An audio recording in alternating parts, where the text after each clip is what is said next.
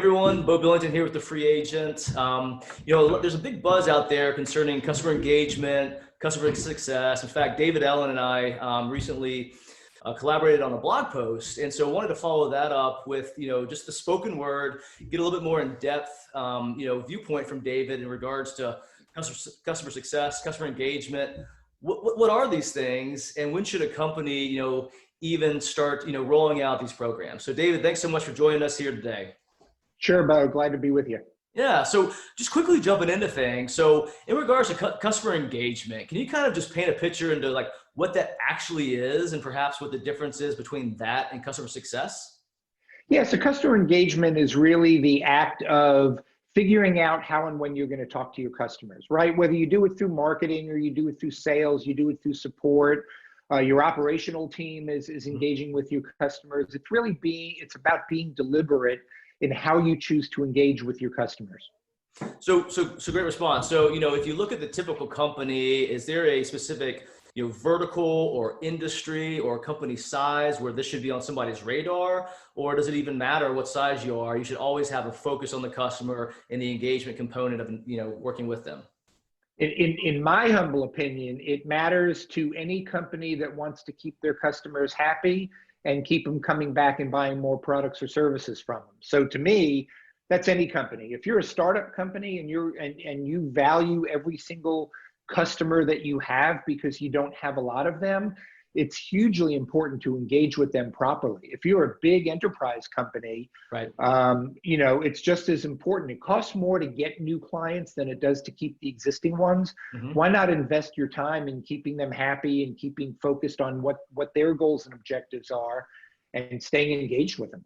That's a great point. And to kind of jump down a quick rabbit hole, you mentioned startups and you mentioned big enterprises. And what could a startup or a smaller organization do? Little tidbits where they could start kind of focusing their efforts on that customer engagement piece, even if maybe they don't have the resources or budget that a large enterprise would have. Yeah, customer engagement is definitely a crawl, walk, run type of thing, right? So you use the resources that you have. If you don't have technology, then you get on the phone, you talk to your customers, you send them emails, you get on a Zoom call with them. You send them some marketing messages if you can, just to stay connected and stay engaged with them. Make sure you're understanding what it is, why they're buying your product, right? What's your customer's why? Why are they buying your product? How are they going to use it? What problem are they trying to solve? And that typically drives engagement. Got it. So it's really kind of understanding the voice of the customer, what their triggers are from a buying perspective, what they're really trying to accomplish with engaging with your company. And then utilizing those to, I guess, better tailor your messaging, your deliverables, as well as your product and service. Yeah, well, and making sure that your product or your service is actually going to solve the problem for them. Because if it doesn't, they're going to leave and they're going to go find something else that does. Got it. Understood.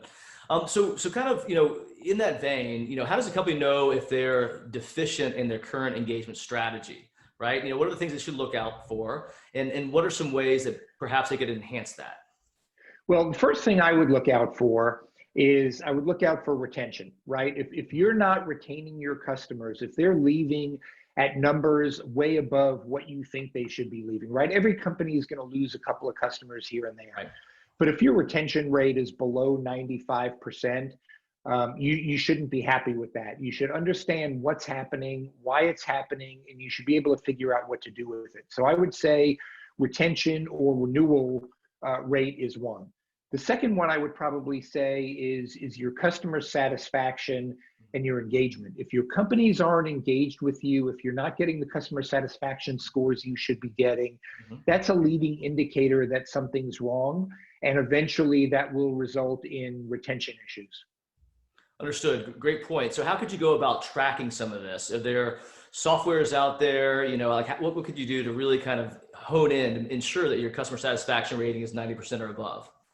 Yeah, so for the small kind of startup company, even using something like a Survey Monkey just to get the voice of the customer. So when you do a survey program, it's typically called something called voice of the customer, where you're trying to get a complete view of the customer sentiment about your business.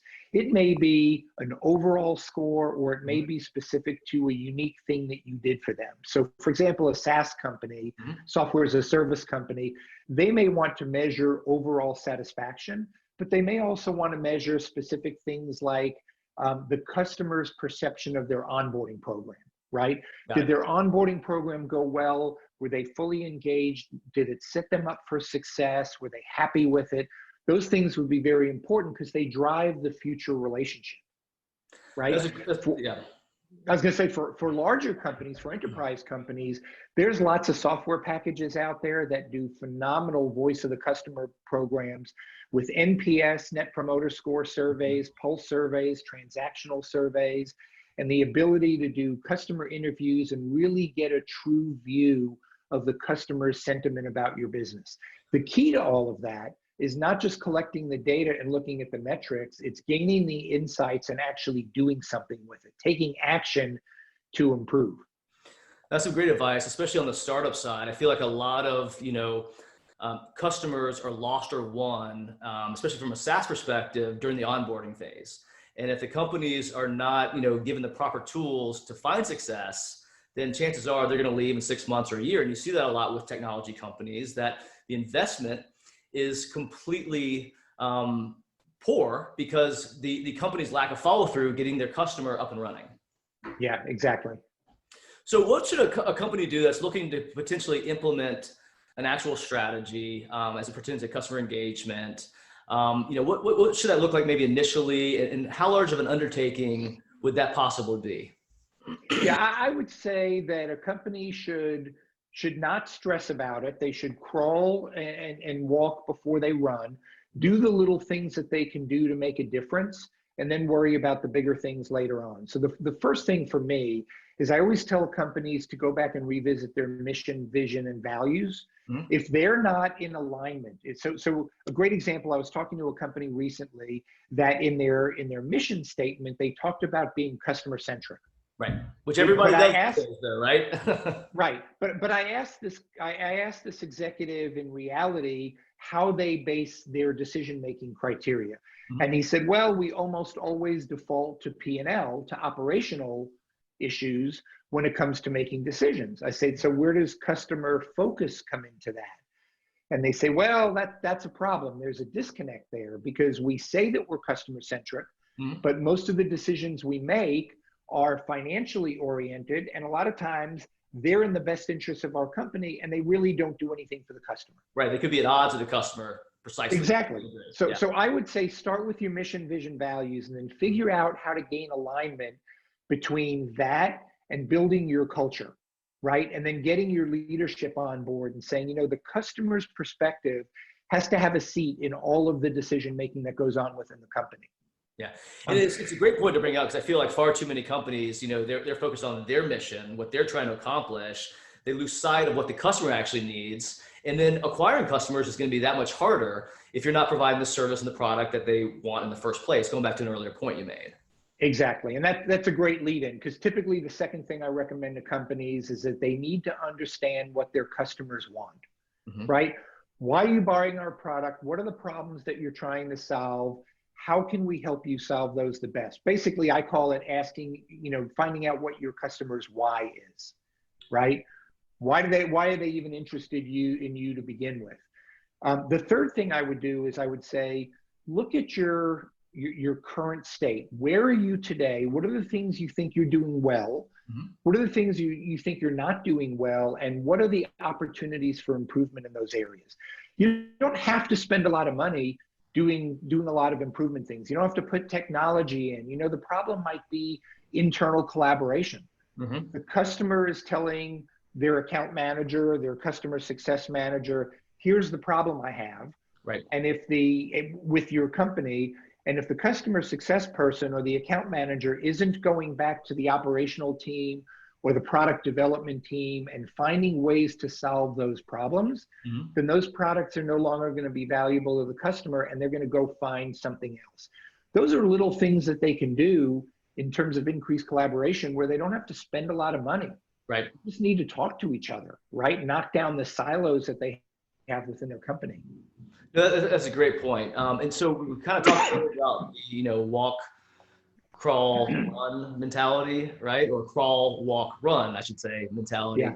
How much effort would really is involved kind of on ongoing maintenance of customer engagement strategy? So again, we kind of talked about what we could do to set the strategy up, but what does it look like to kind of maintain? And how could a company leverage somebody like yourself? Would they bring you in to kind of like frame out that strategy, create the strategy, and then maybe hire other resources to kind of help with the maintenance? Share a little bit of insight in that, please.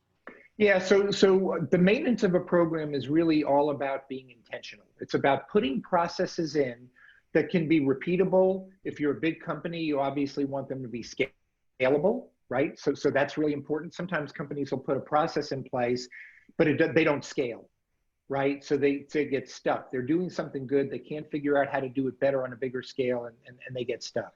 But being intentional about the internal alignment that you have is critical. You've got to get the senior executives on board to drive this centricity, this customer centricity and alignment across the company. So that's what I would say.